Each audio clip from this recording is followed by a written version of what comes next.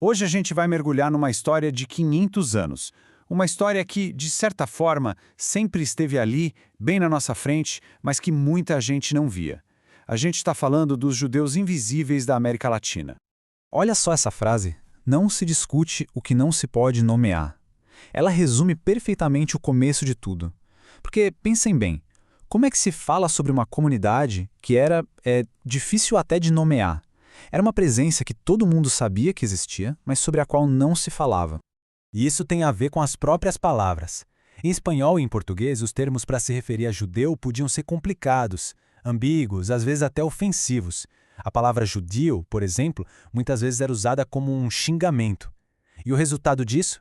Bom, o assunto era simplesmente evitado, e assim eles se tornavam socialmente invisíveis. O primeiro grande desafio, então, foi simplesmente sobreviver. Eles vieram para o Novo Mundo achando que iam escapar da perseguição, mas deram de cara com a sombra da mesmíssima instituição que os expulsou da Espanha, a Inquisição. E essa linha do tempo aqui, ela deixa uma coisa bem clara. A perseguição que durou séculos na Europa não ficou lá, não. Ela literalmente embarcou nos navios e cruzou o Atlântico junto com os primeiros colonos. Foi transplantada para cá. Foi aí que surgiu uma figura muito particular, o converso, ou cristão novo. Pensa só na vida dessa pessoa. Uma tensão constante. Em público, católico. Em casa, às escondidas, mantendo as tradições antigas. Tudo isso com o medo constante de ser denunciado para a Inquisição. Avançando alguns séculos no tempo, a gente viu uma nova onda de imigração judaica. E o desafio agora era outro, mas não menos difícil. Como é que se constrói uma vida partindo do zero absoluto, numa terra completamente estranha? Lá para o final do século XIX, essa nova onda de imigração ganhou força. E olha esse número, 155 mil, e isso só na Argentina. Eram pessoas fugindo da perseguição na Europa Oriental, sonhando com a promessa de uma vida nova.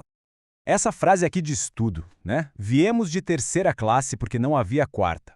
Mostra bem a situação. Um começo humilde, muitas vezes desesperado.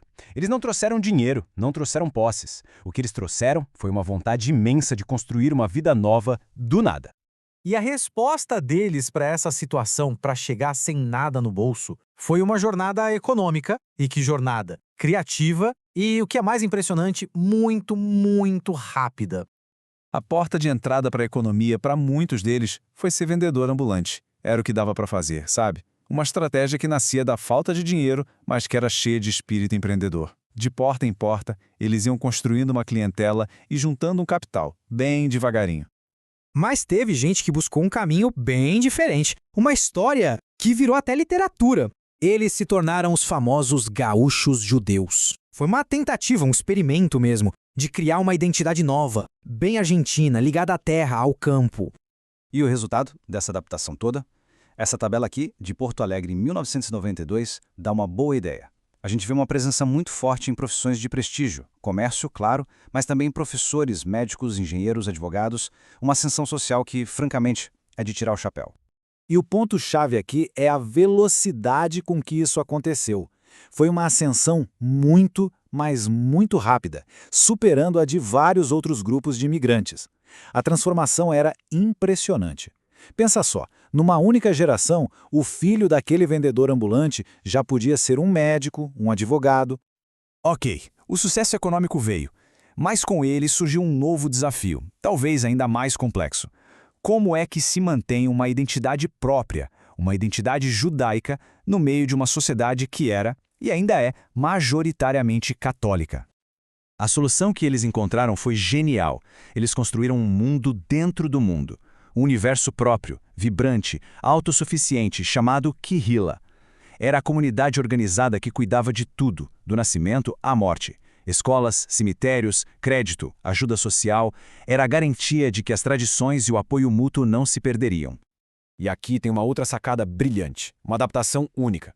Eles perceberam a paixão latino-americana por esportes e usaram isso a seu favor. Criaram os clubes esportivos, como a Hebraica, que viraram um espaço para ter uma identidade judaica mais moderna, mais secular.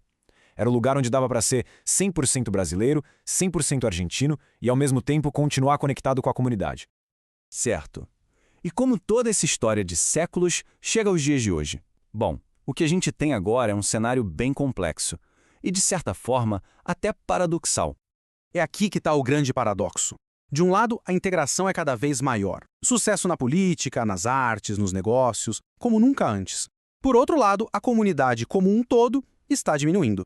É uma tensão. Quanto mais os indivíduos são aceitos e bem-sucedidos, mais a vida comunitária parece encolher. O sucesso individual parece cobrar um preço da coesão do grupo. E esse número aqui bota o desafio em perspectiva. Menos 32%. Essa foi a queda aproximada da população judaica na América Latina nos últimos 30 anos. É uma diminuição muito expressiva, que levanta perguntas sérias sobre o futuro dessas comunidades históricas. Isso tudo leva a gente a uma pergunta final, uma provocação para a gente pensar. O que acontece com uma comunidade que foi moldada por séculos pela exclusão, quando ela finalmente alcança a inclusão? O que se perde no caminho quando aquilo que antes era uma necessidade para sobreviver, hoje se torna apenas uma escolha?